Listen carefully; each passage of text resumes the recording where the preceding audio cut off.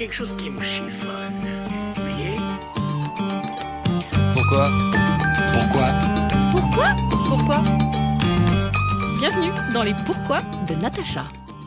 Pourquoi n'est-il pas juste d'appeler un générateur d'aérosol une bombe à aérosol?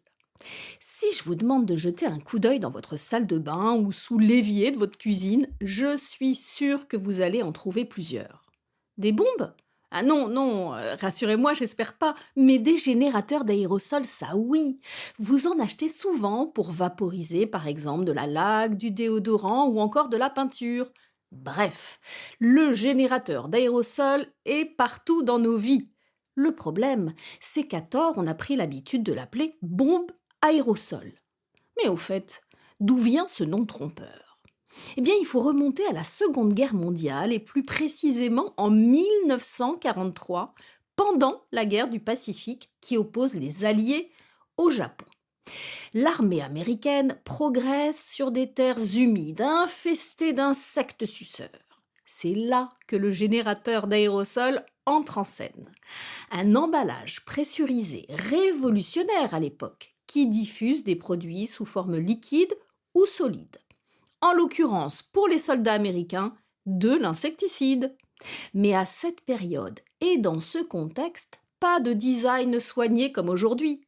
L'anti-moustique était contenu dans une grosse bonbonne ovale aux allures de bombe, d'où la confusion. Depuis, le générateur d'aérosol aimerait bien qu'on arrête de l'associer à un engin bourré d'explosifs ayant pour but de détruire. Lui, c'est tout l'inverse. Le générateur d'aérosol diffuse d'une manière fine et uniforme des produits variés à usage domestique ou professionnel.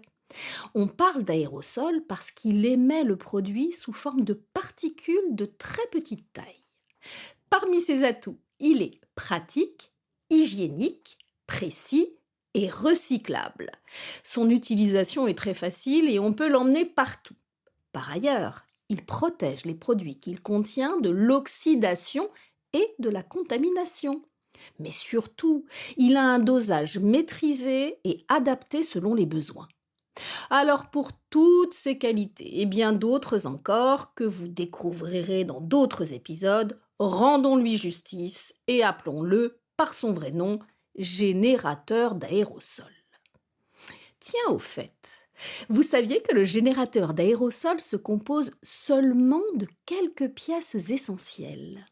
La plus connue et visible, c'est le bouton poussoir avec sa buse qui libère le produit. À l'intérieur du générateur d'aérosol, on trouve une tige qui aspire le produit grâce à une valve et à un petit ressort. Simple, non?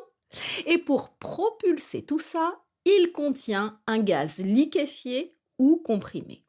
Et c'est pour cette raison qu'il faut être vigilant. Les très rares cas d'incidents sont dus à une mauvaise utilisation. Éloignez-le des sources de chaleur, loin des flammes, et pas en plein soleil par exemple. Autre information bonne à connaître. Le générateur d'aérosol se recycle plutôt facilement. Pour ça, direction la poubelle des emballages ménagers. Chez moi, il est jaune. Pensez à retirer son capuchon et à le vider du contenu qui reste. En revanche, si votre générateur d'aérosol contient un produit classé dangereux ou toxique, comme on en trouve pour la réalisation de certains travaux, il doit être déposé en déchetterie dans un bac spécial.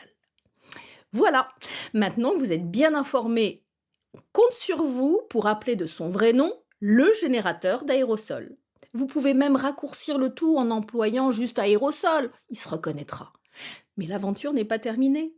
Retrouvez encore plus d'infos dans les prochains épisodes et découvrez ce compagnon du quotidien sous un nouveau jour. À bientôt pour de nouveaux Pourquoi de Natacha.